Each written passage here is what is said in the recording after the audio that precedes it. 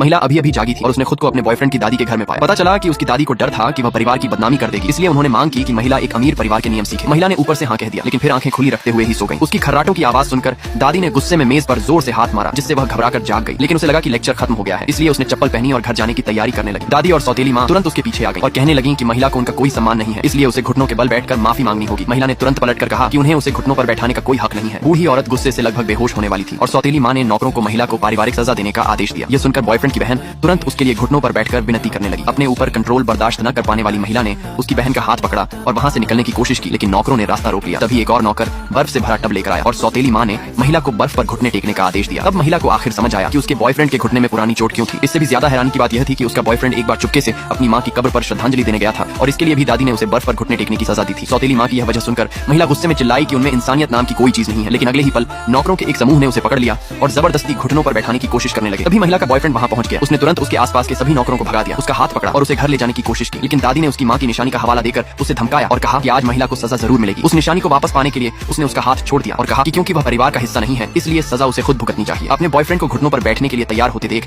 महिला का गुस्सा पूरी तरह फूट पड़ा। उसने बर्फ वाला लकड़ी का तख्ता लात मारकर गिरा दिया और फिर दादी और सौतेली माँ पर बर्फ फेंकने लगी। दादी और सौतेली माँ तुरंत बर्फ से बुरी तरह घिर गईं और इधर उधर भागने लगी। यह सब देखकर आदमी बेहद खुश हुआ, क्योंकि पहली बार किसी ने उसके लिए इस तरह आवाज उठाई थी। तभी उस आदमी के पिता वहां लौट आए। उन्होंने तुरंत हंगामा रुकवाया और दादी को शांत करने वाली दवा दी। महिला वहां से चुपके से निकलने की कोशिश करने लगी, लेकिन आदमी ने उसे वापस खींच लिया। उसने ऐलान किया कि अगर आगे कभी किसी ने उसे परेशान करने की हिम्मत की तो वह परिवार का पूरा बिजनेस छोड़ देगा। उसे पूरा भरोसा था, क्योंकि परिवार में कंपनी चलाने लायक कोई भी काबिल नहीं था। यह सुनकर दादी को आखिर पीछे हटना पड़ा और उन्होंने उनकी शादी के लिए हामी भर दी। लेकिन महिला हैरान रह गई, क्योंकि वह और वह आदमी सिर्फ एक कॉन्ट्रैक्ट रिलेशनशिप में थे। उसने कभी शादी के बारे में सोचा तक नहीं था। जब वह सोच रही थी कि अब क्या करे, तभी उस आदमी ने अचानक उसे प्रपोज कर दिया और उसकी उंगली में अंगूठी पहना दी। महिला ने कभी नहीं सोचा था कि वह उससे प्यार करने लगेगा, इसलिए उसने जल्दी में उसका प्रस्ताव ठुकरा दिया। आदमी बहुत हैरान हुआ और समझ नहीं पाया कि अगर वह उसे पसंद नहीं करती तो उसके साथ इतना अच्छा व्यवहार क्यों करती थी। लेकिन महिला ने कहा कि वह उसे अच्छी सैलरी देता है और उसका बॉस है, इसलिए उसके साथ अच्छा व्यवहार करना तो बनता है। ये सुनते ही आदमी बेहद निराश हो गया और बिना पीछे देखे वहां से चला गया। महिला को एहसास हुआ कि उसने बहुत बड़ी समस्या खड़ी कर दी है, इसलिए उसने अपना सारा सामान पैक किया और उसका घर छोड़ने की तैयारी करने लगी। आदमी ने उसे जाने से मना कर दिया और उसका इस्तीफा स्वीकार नहीं किया। महिला को झूठ बोलना पड़ा